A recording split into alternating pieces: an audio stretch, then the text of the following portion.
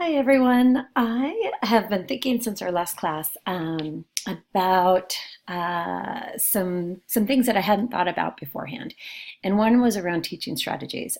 This course is actually usually about the fifth to maybe 10th course that the teacher educators are taking.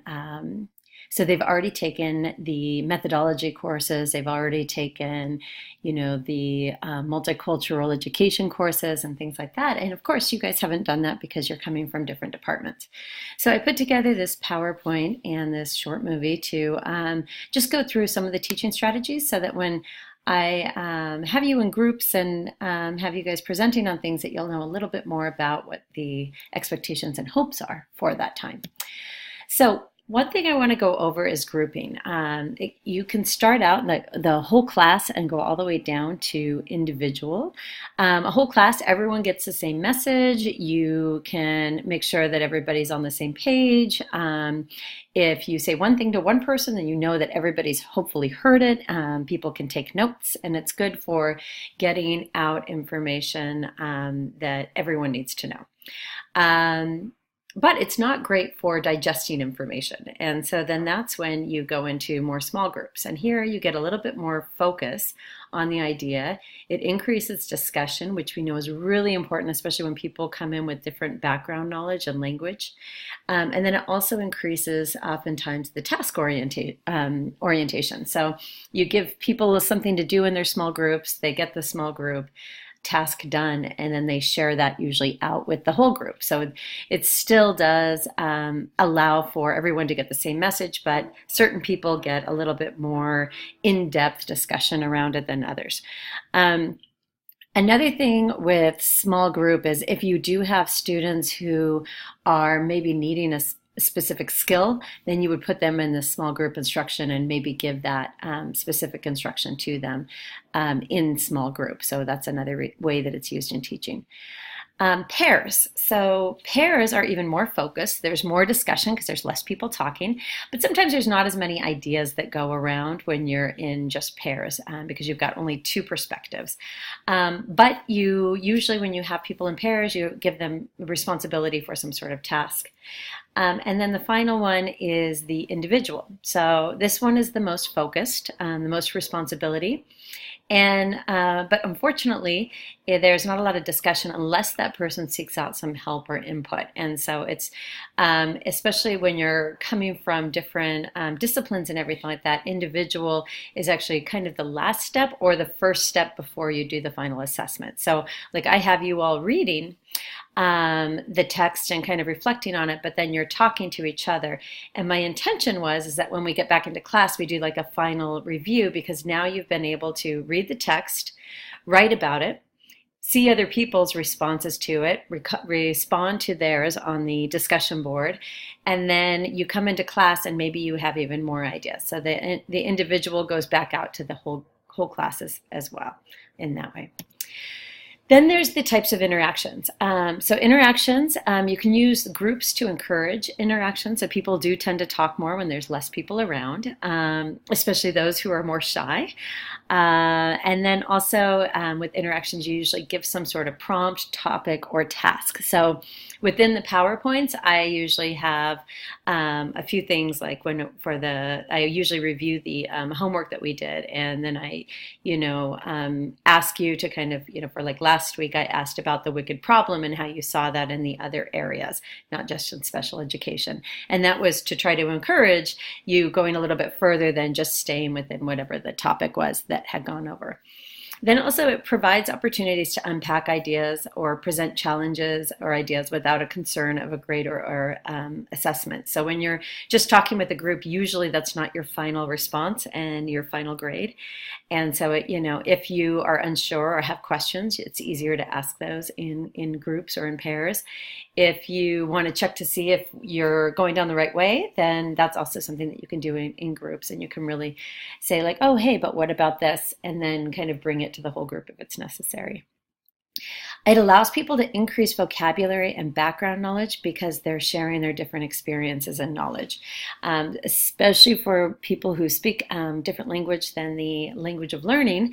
This can be really, really important to them kind of coming up to speed, and also finding out if there is, just like I found out humbly last class, that there is a difference in all of your background in teaching.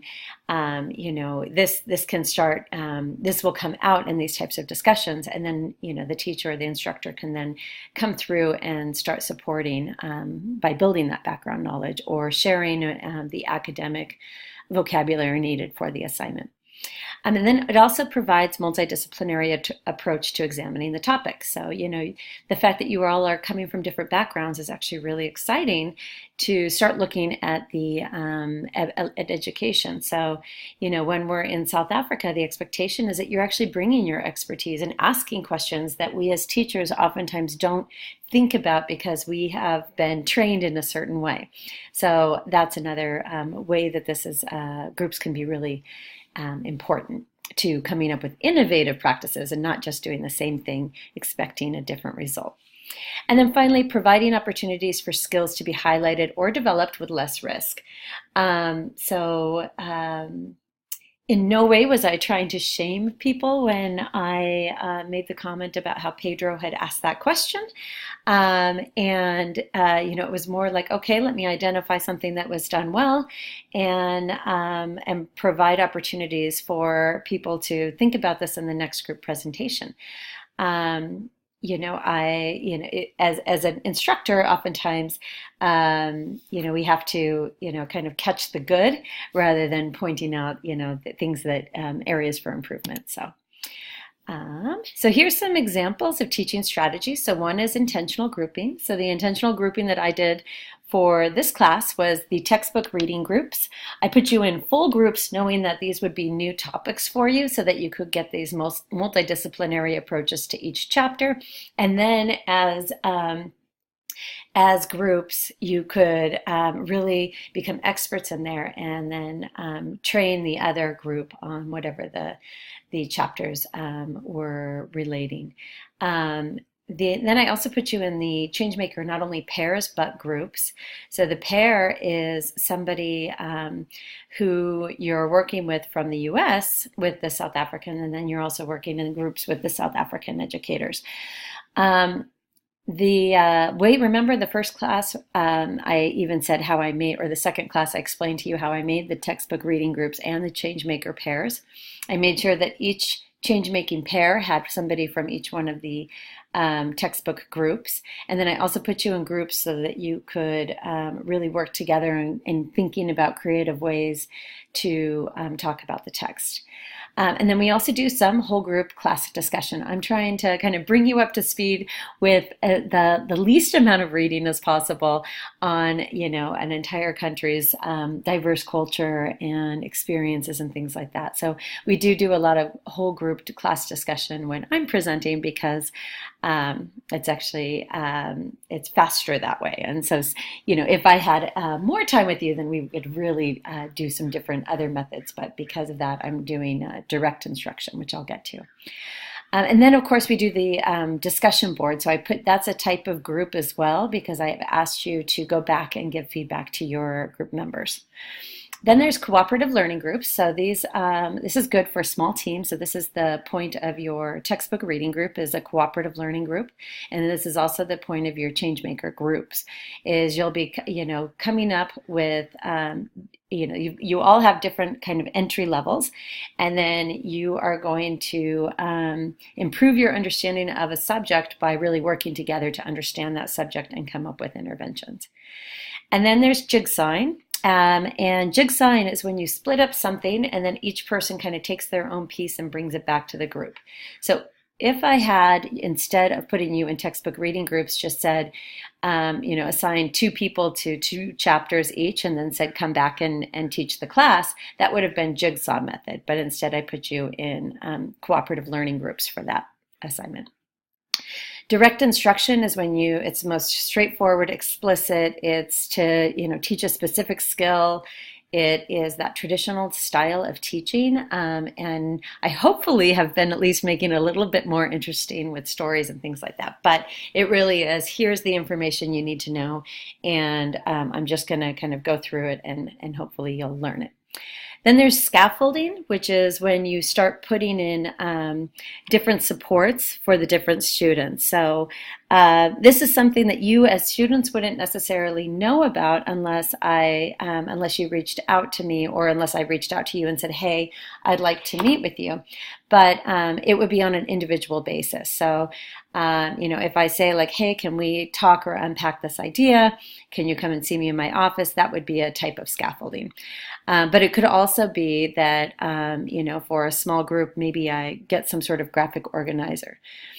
And then differentiation of instruction is when you come up with different students get different avenues for learning. So like, maybe I have, like, for example, when I provided the novels, and as you could see, there was a novel written for, 10 to 12-year-olds. And then there was the Mandela's book, which is much higher level, and also the Cry Thy Beloved Country, which is used in the high schools. And so I was trying to kind of give different levels, but all with the message of understanding South Africa a little bit more. And then having each other speak to each other, then that also helped. And then also doing things like guest speakers and telling stories helps for a differentiation. All right, then there's anchoring activities. This is where you kind of, oh, I'm sorry, I did not change this slide here, but an anchor activity, in fact, I'll just pause and fix it. Okay, all fixed. So an anchor activity is when you start with a known topic and then you build off of that. And so, a lot of times in class, I at least try to really start coming up with like what was your experience with this? The point of the critical reflections is I want to also know a bit of your experience. So before you get to class, you're able to really kind of unpack what your knowledge is of whatever the topics are that we're going through. In the Changemaker email saying, what's something you want to fix within education, and also the, what was some experience that got you to where you are today. Those are all anchoring activities. Critical reflection, I know I've gone over this in class, but it really is, it's to promote higher level thinking. And it's, you kind of think about like, okay, well, what prior knowledge do I have that connects to this? And then, what did I learn in whatever was presented? And then where will I go from there? I think pair share we did it in the first or second class, and that's where you are given a topic, you think about it, you talk to somebody else, and then you share it as a group. And that's a great thing to do, also to help people gain confidence on what they're learning.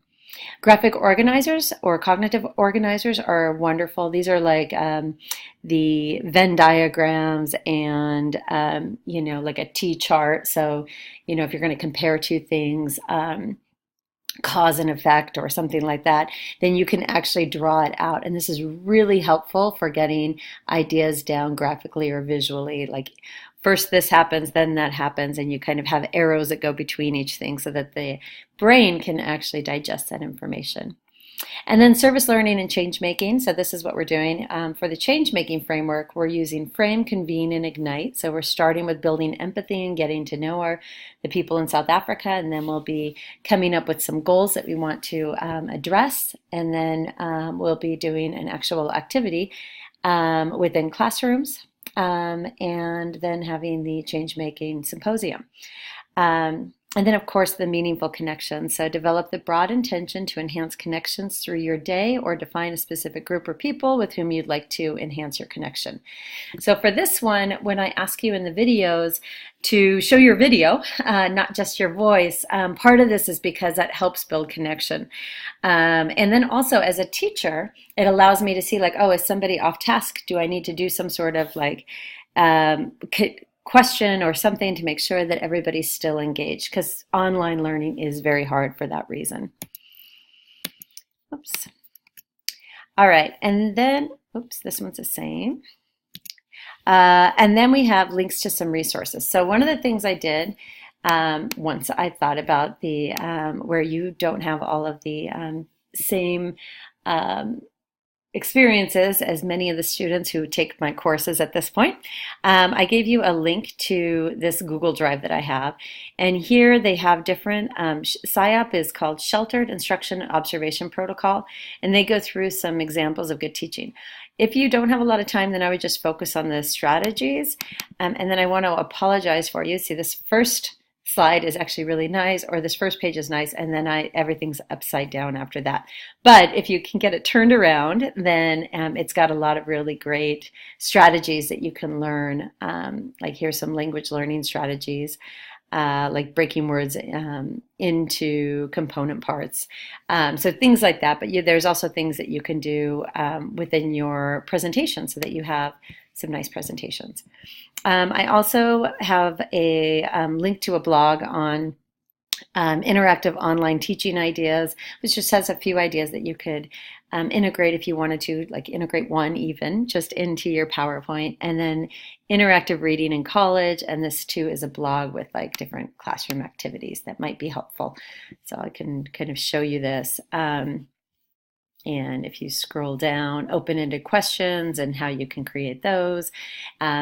Examples that are misexamples or non-examples, so that you can actually teach by talking about what it is that you don't want to see.